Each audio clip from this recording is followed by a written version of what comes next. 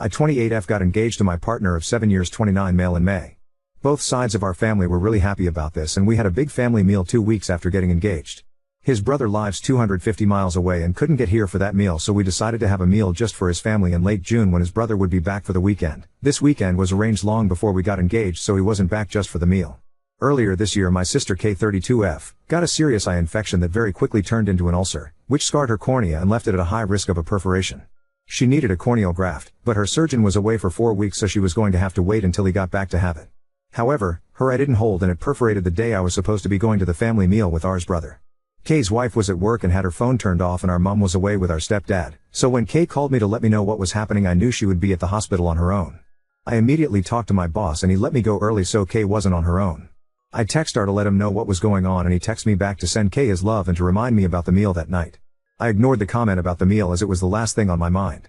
Once I got to the hospital, I was taken back into a room where Kay was, to be greeted by 3 doctors and 2 nurses rushing around trying to help Kay. I was then informed that she needed to have an emergency operation to have her eye glued or else she would lose it. The problem was that they didn't have a surgeon at that hospital that could do it and she needed to go to another hospital an hour and a half away.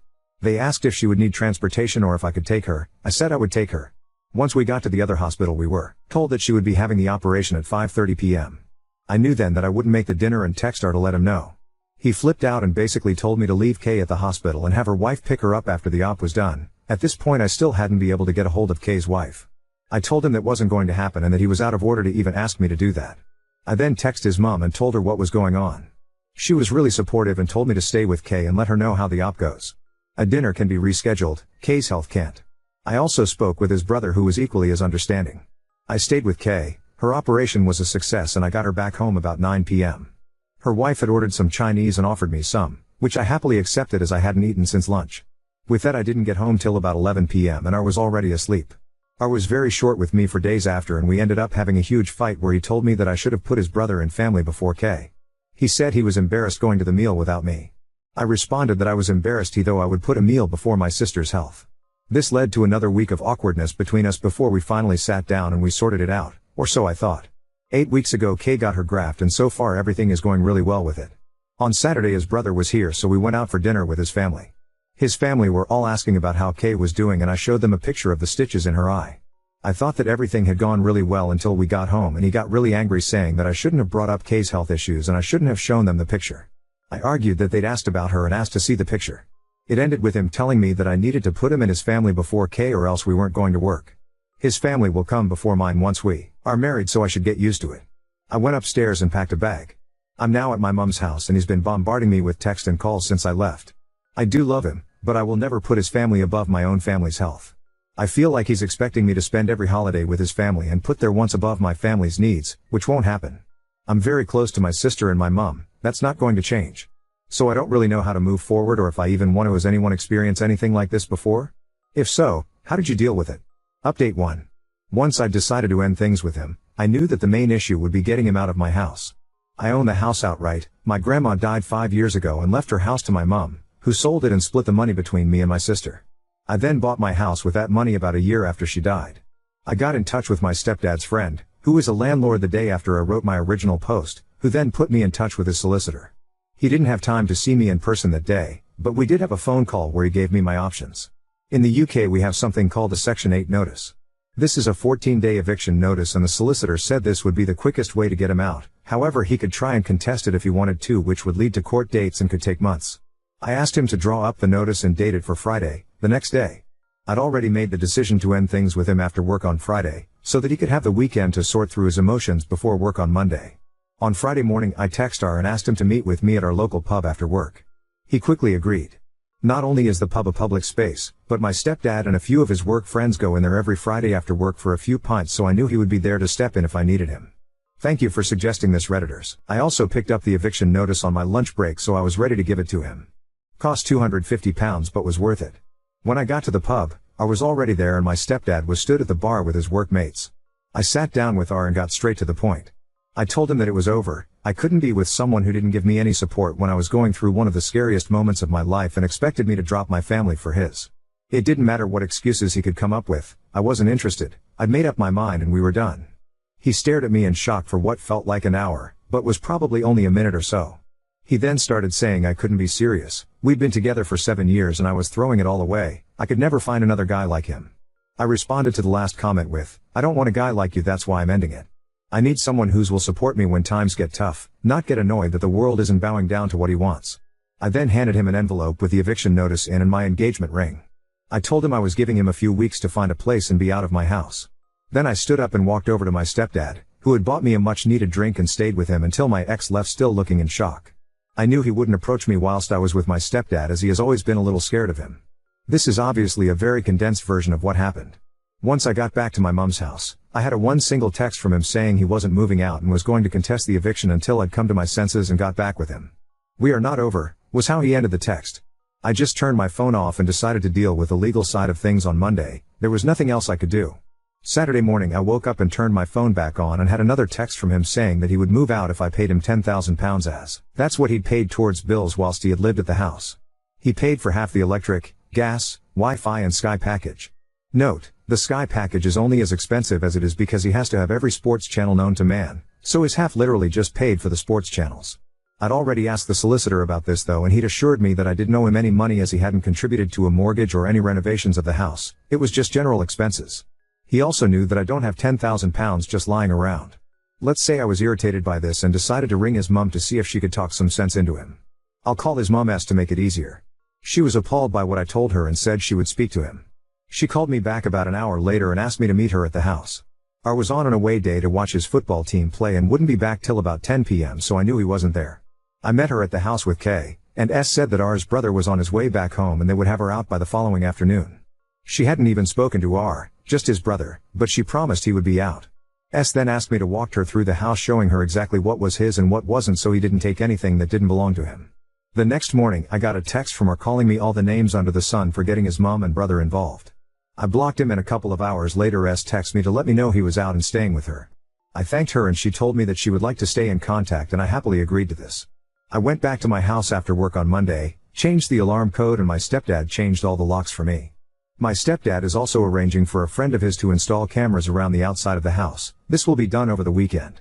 S rang me on Tuesday asking if we could meet up as she had some things she wanted me to know, so we met for lunch that day. It was at this time that she told me her ex was a controlling a-hole who was incredibly selfish, and the selfishness was what she had seen in R for so long.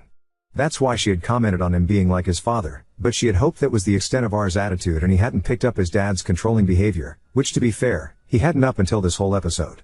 She had left R's dad after he had punched R's brother in the face when he was 14 and R was 10. He had never laid a hand on her or their sons before, but one time was enough and she left with the boys. To her knowledge, her ex had never reached out to speak to R or his brother, and they hadn't spoken to their father in years. I didn't know any of this. All I had been told was that their dad wasn't in the picture and hadn't been for a long time, but S had thought I knew, and that's why she hadn't told me before. However, she had found out on Sunday night that R was back in contact with his father and had been for the past year. His dad had been putting lots of thoughts into R's head about how he is the man of the house and his family is all that matters. This had fed into R's selfish tendencies and had amplified them tenfold. S said that she had told him to find somewhere else to stay ASAP as she couldn't even look him in the face. Then R and his brother had a huge argument that ended with his brother telling him that as long as R is in touch with their dad, then he will have zero contact with him. Even going so far as to tell him to spend Christmas with their dad because S is going to his house and R isn't welcome. When S took R's brother's side in all this, R flew into a rage and said he would move in with his dad. He then left the house, but came back a couple of hours later looking like he'd been crying. Turns out that his dad doesn't want him living with him and basically said he could be on the streets for all he cares. He's not putting a roof over a grown man's head. S thinks that R is now starting to realize everything he has lost due to him listening to his dad and has seen his dad's true colors. S is incredibly disappointed in him, but he's her son, so she is trying to be there for him as best as she can. However, she still wants him out as she doesn't trust him anymore. His brother still won't have anything to do with him. She has also told him to stay the hell away from me as I don't need to be brought into this, and he has promised her that he will. Only time will tell if that's true, but I do have him blocked on everything, and if he turns up to the house I will just call the police to get rid of him. The more S told me about what had been going okay behind my back, the more resolute I have become about wanting nothing to do with him. I never want to see him again, if I can help it. So all in all, R's life is a shit show, but as long as he stays away from me then I don't care. I've been spending a lot of time with my sister and her wife as well, and my mom and stepdad, which has been great. I've never really been close to my stepdad, but this has brought us a lot closer together, which has been one huge positive out of all this. I'm not exactly happy right now, but I'll get there. There's still a lot of feelings that I need to unpack, and it will take time to move on from this whole situation. I don't think I will be dating for a while. I need to really get over all this and don't want to dump this on anyone else right now. For all those asking how Kay is doing, she's doing great. Had a hospital appointment on Monday and her consultant said her eye is healing, in his words, marvelously, so that's a relief. Update 2. Basically my ex-fiancé wanted me to put his family before mine even at the cost of my sister's health. I ended up breaking up with him over it and he was forced to move in with his mom, who then found out that he had been in touch with his abusive dad who was twisting his view on how a relationship should work. Last I heard was that his mom was kicking him out as she would not have anyone in her house that was in contact with her ex and that he had tried to go live with his dad, but his dad had refused. I was completely NC with him, so his mom was the one that had told me this. I'll call my ex R and ex's mom S to make things easier. I hadn't heard from R in weeks, but yesterday he showed up at my house. I had the chain on my door so opened it with that still attached, no way would I let him in. He basically told me that he had nowhere to live. His mom isn't speaking to him and his dad won't put a roof over a grown man's head, his words not mine. He asked if I would take him back or at least let him live with me. No way in hell would I get back with him, and getting him out the first time only went easy because his mom stepped in to help. He had threatened to take me to court knowing that if he did it could take months to get him out and then said he would only move if I gave him £10,000. I contacted his mom, who was furious about that, and she turned up with his brother and forced him out. I told him that there was zero possibility of him ever living with me again and that we were 100% over. He started shouting at me and calling me all sorts of names, so I threatened to call the police if he didn't leave and shut the door. I have cameras all over my house so I caught everything he did and said on camera and have saved it to a USB just in case. He then went crying to all our mutual friends and it managed to get back to his mom. She called me and asked what happened. I told her and she then informed me that she had put her house up for sale and was moving 300 miles away to be nearer her other son. Her and R had a huge argument about this and she finally kicked him out. Since then he's been couch surfing, but with Christmas coming up, his friends aren't really happy with having him on their couches when they have kids and are meant to be enjoying the festive season. He's been kicked out of 3 friends' houses in 10 days. She told me I was right to refuse him, but I've since had other friends say that they feel sorry for them, and that I can just let him stay in my spare room until he's back on his feet. I then asked them to put him up, but they said they would but don't have room, and if they had a spare room like me then they would let him stay. My family and his are on my side, but I'm starting to doubt myself with what a couple of my friends have said. So Reddit, Ida? Edit, just a quick edit as I'm going to bed. I've just spoken with the wife of one of R's friends and she's asked to meet me on my lunch break tomorrow. Apparently, R stayed with them for 2 nights before she kicked him out and there's more going on than what I know of. She's going to tell me the full story tomorrow, but told me that I shouldn't let him anywhere near me and that he's staying in a B&B so he does at least have a roof over his head right now. I'll try and update after I've spoken to her. Update 3. So I posted yesterday about my ex turning up at my house wanting for me to let him move back in with me. I said no, but a couple of friends thought I should let him and that messed with my head. R is my ex. A few people told me to change my lock etc. I did that and changed my alarm code as well as my stepdad got his friend to put up 4 cameras around my house. I'm also going to start shutting the gate so that no one can walk up to the house without ringing the bell there first. I put in an edit that I was going to be meeting with one of R's friend's wife for lunch today and I have to say that it was informative for sure. I'll call her N, 30F and her husband Z, 29 meters. So I went to meet her on my lunch break at a cafe near my work. It's a place that a lot of my coworkers go to and I know the staff there as well. A few Redditors thought that she might bring R with her so I wanted it to be somewhere I feel comfortable and have backup if needed. Turns out that I didn't need to bother about that. When I got to the cafe Ann was there on her own. I grabbed some lunch and a drink and sat with her. We went through the usual small talk before she started telling me what had been going on. R rang Z on Thursday morning saying he had nowhere to go and could he stay with them for a few days. Z spoke to Ann and they agree he could stay in their guest room. R went to their house after work and they had a long talk where I told them he has a flat lined up, but can't move until January. Z and N agreed to let him live with them until January as long as he followed some basic rules and paid for his own food. The rules were things like, no bringing women back there and if he went out drinking he had to be quiet when he got back so he didn't wake their daughter who's 6. He agreed to all this and paid for a Chinese for them all that night. The next day after work R went to meet his dad in the pub for a few pints. When Z and N went to bed R still wasn't home. They were woken up at about 2 in the morning by R arguing with a woman. Apparently, R had met this woman in a bar, took her back to Z and N house, got his pleasure and then told her to get dressed and fuck off once he was done. She had gotten angry, which started an argument where R was saying some horrific shit to her. N took the woman downstairs and got her a taxi, whilst Z stayed upstairs arguing with her. Once N had got rid of the woman she went back upstairs and tried to calm Z and R down. At this point R decided to take out his frustrations on N, calling her a bitch and telling her to do something useful and make him a sandwich before bursting out laughing like he'd made the funniest joke ever. This made Z lost it and pinned R to the wall by his throat. Side note, R isn't a fighter at all whereas Z was an amateur boxer in his youth and can handle himself well. N managed to get Z to let him go and R was shoved in the guest room and told to sleep off the alcohol. It's a miracle that N's didn't wake up during this. The next morning N got their daughter ready and went to her mum's after telling Z to get her out of their house. Z agreed, and after N left he woke her up and told him to pack his shit and leave. R tried to apologize and begged to stay, but Z was having none of it and kicked him out. Going off the timing, I think he left there and came straight to my house.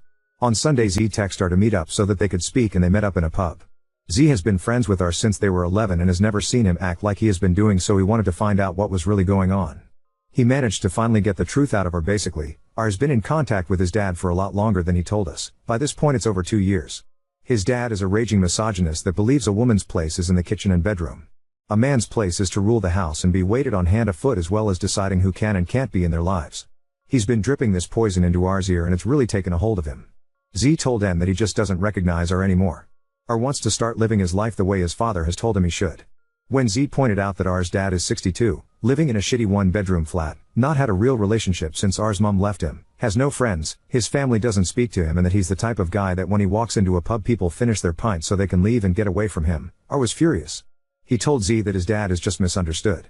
Z responded that people understood his dad and that's why they stayed away from him, he's toxic. This pretty much ended their conversation and R left. Z did find out that R does have a flat lined up for January, so that was true, and that he's found a B&B he can stay until the flat is ready at a minimal cost. Z and N have also decided to go NC with R as they don't need that toxicity around them, but especially not around their daughter. EU Redditors had said it sounded like R was on drugs, so I asked N what she thought and she doesn't think so but can't be sure. She and Z think that R is just so far under his dad's thumb now that he's completely changed as a person. He believes that everything his dad says is gospel. She did let me know that R has a burner egg account that he is using to check on my egg, and I immediately made my account private. He had said something about seeing me waste money on a stupid amount of Christmas presents when I couldn't even help him out to Z on Sunday. I'd been to a Christmas market on Saturday afternoon and had posted pics on egg. All of this just made my resolve stronger that he will not be getting anywhere near my house again. It also made me realize that I don't have any feeling for him anymore other than frustration at how he's acting and some sadness at how far he's fallen from the man I once knew. I thought that hearing he had another woman in his bed would annoy me, but there was just nothing. I couldn't have cared less. I thanked N for the info and we agreed to keep in touch. We won't be as close as we were when I was with R, but it feels good to have someone who knows the entire situation and has seen R's behavior with his own eyes. There were also some Redditors that told me to ditch the friends that had told me to let him stay with me. Unfortunately, I can't ditch them completely as they're part of the friend group and that would just cause unnecessary drama, but I will be keeping my distance from them and only talking to them when part of the group. I'm currently at my sister's and we are going to watch a Christmas film to get us in the mood to decorate all our houses this weekend, so I will be on and off for the next few hours if anyone has any questions. Update 4. Still have people reaching out to see if I'm okay. A few hated me just using initials, so R is Rob. I really hope that I wouldn't have to update again, but I've just had a call from one of Ro's friends and it looks like he's going to be spending Christmas in prison. Apparently, he went out on Saturday night with his dad and they got into an argument which turned physical. Rob isn't a fighter, however he is bigger and stronger than his dad, and it ended with his dad falling backwards and hitting his head off a wall, knocking him unconscious. The staff in the pub called the police and an ambulance, but Rob left before they got there. Rob's dad had to go to hospital, where he still is.